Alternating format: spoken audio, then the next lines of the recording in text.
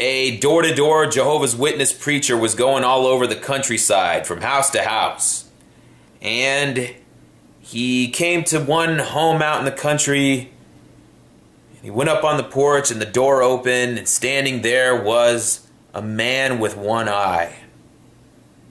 I want to tell you about this man. He was a wounded United States veteran, and he was missing part of his face, and he didn't have one of his eyes. He'd been badly wounded in the line of duty, but his injuries were much deeper than that.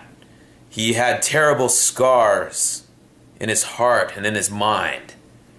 You see, there had been an accidental death years back. It was a child who had been killed by the one-eyed man. It was entirely accidental, and no one blamed the man for it. It was a chaotic moment.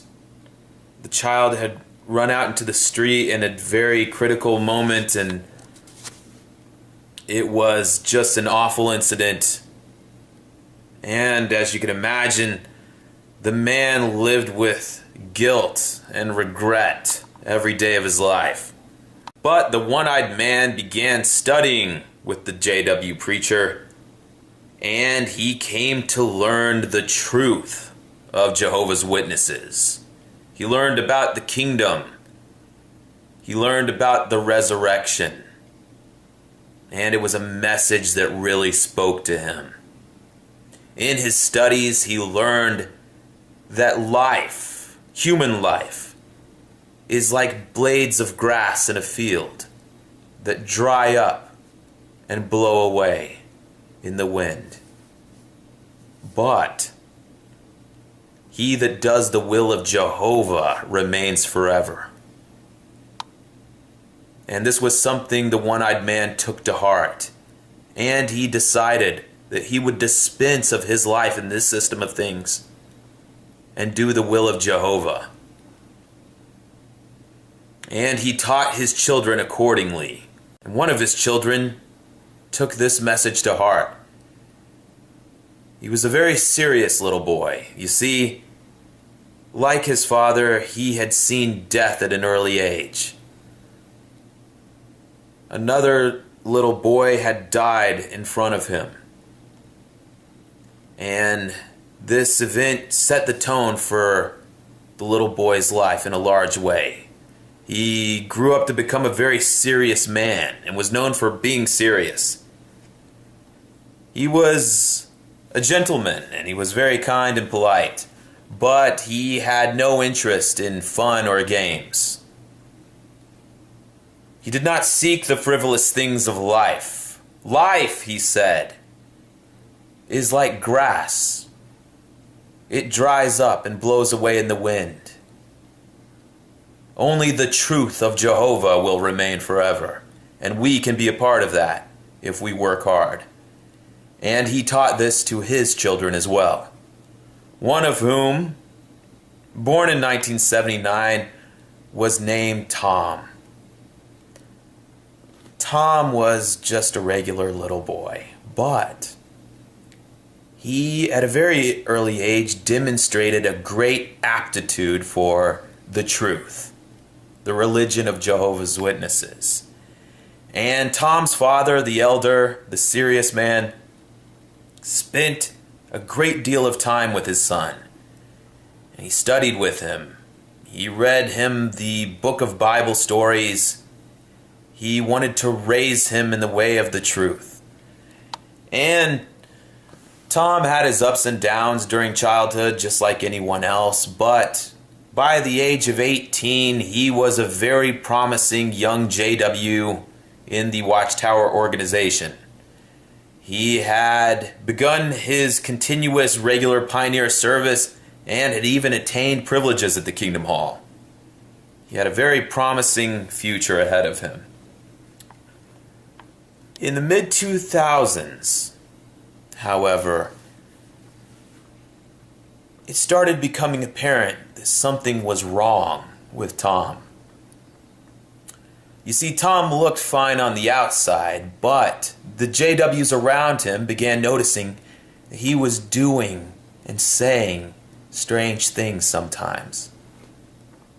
Just little things at first, but it seemed like it was getting worse. Actually, it may not have all started then.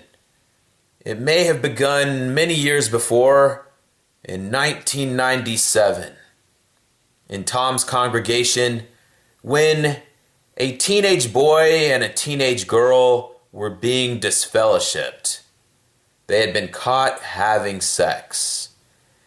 And during the disfellowshipping process, the boy and girl made a very outrageous claim. They went around the congregation telling people that one of the elders, Brother Goodwin, had been talking to them about sex since a very early age, and that he had even showed them his private parts. This little ploy did not work, and no one in the congregation believed them. They saw right through the whole thing, and they were kicked out of the congregation. And people quickly forgot about it. Except for Tom. Tom was hearing a voice in his head. It was Brother Goodwin's voice. It was whispering, "I'm helping you." Tom could feel Brother Goodwin's chin resting on his shoulder. "I'm helping you. I'm helping you." How much of Tom's strangeness is attributable to this, who can say? But by the mid-2000s, Tom's behavior was becoming erratic and unpredictable. He was doing strange things all the time, culminating in a Thursday night meeting in which Tom actually stood up during the meeting and attempted to address the audience. And he was grabbed by the other JWs and promptly escorted to the door. Not long afterwards, Tom and his father had a little sit down. And Tom divulged to his father about the resurfacing memories of Brother Goodwin and the bad things he had done. And Tom's father didn't say anything. He sat quietly for a very long time. And then he said, "You know, very young children don't really have very good memory skills. Sometimes they misremember things. Sometimes they imagine things that didn't happen at all. Look, even if something did happen, it doesn't really change anything, does it?" I don't think that's what Tom wanted to hear, because it didn't seem to placate him in any way. And in fact, Tom's behavior became even more extreme. He was just doing crazy things now. Here's what he did. Tom got all cleaned up and he put on a suit and tie. He went to visit Brother Merle.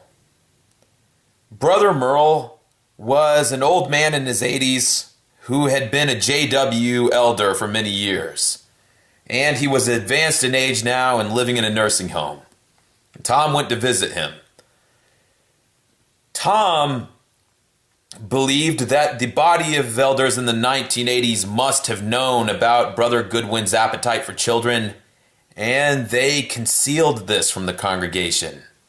And it was a cover-up. and Tom was determined to sit at Brother Merle's bedside and press him for info. He was going to sit there and talk with Brother Merle until it all came out. And they talked for almost 2 hours. But, alas, nothing was forthcoming. You see, Brother Goodwin was dead. He died years ago. And if anybody knew anything about him, they weren't talking. However, Tom did not leave empty-handed. You see, during his conversation with Brother Merle, he had chanced upon a random piece of information regarding Rhonda Carrington, the woman with all the kids who had been disfellowshipped for lesbianism years before. Tom learned that Matthew Klein wasn't just one of the elders that sat on Rhonda's judicial committee. He was also her accuser. He was the witness against her. You see, Brother Klein said that Rhonda had confessed to him over the phone one night and then recanted the next morning. Rhonda, of course, denied this, but Brother Klein's assertion, coupled with Rhonda's bad attitude towards the whole thing, was enough for a disfellowshipping. Now, this is just a obscure piece of info that was of no significance to anyone. It was a long-forgotten person and a long-forgotten incident from years past. But in Tom's deranged mind, he thought that it meant something. It fueled him to some end, he knew not what. And Tom renewed his efforts to raise hell for the Jehovah's Witnesses. Not long afterwards, Tom's father learned of his little visit to Brother Merle. Merle's wife told him, and he became angry, very angry. And he went to confront Tom. The usually quiet, serious man was so filled with anger that he could barely control himself. "You seem determined to stir up trouble. Why are you going around doing these bad things? Where are you going with your life?" And Tom said, "Life is like grass. We all die and blow away in the wind. The truth is all that remains forever."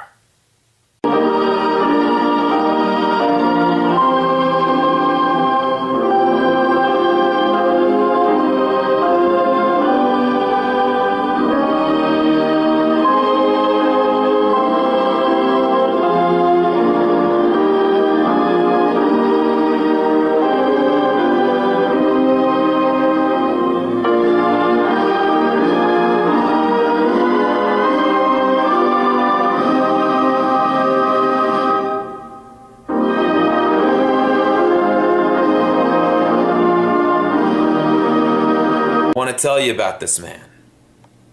He was a wounded United States veteran, and he was missing part of his face, and he didn't have one of his eyes. He'd been badly wounded in the line of duty, but his injuries were much deeper.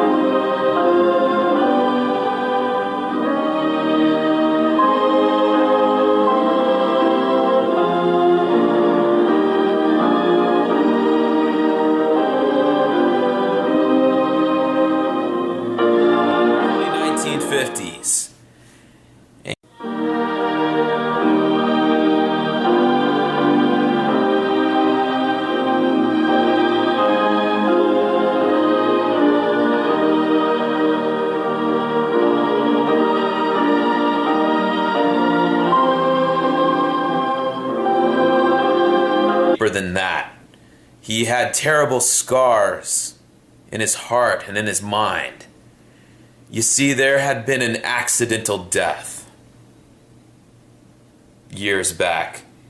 It was a child who had been killed by the one-eyed man. And a door-to-door Jehovah's Witness preacher was going all over the countryside from house to house. And he came to one home out in the country. He went up on the porch and the door opened, and standing there was a man with one eye.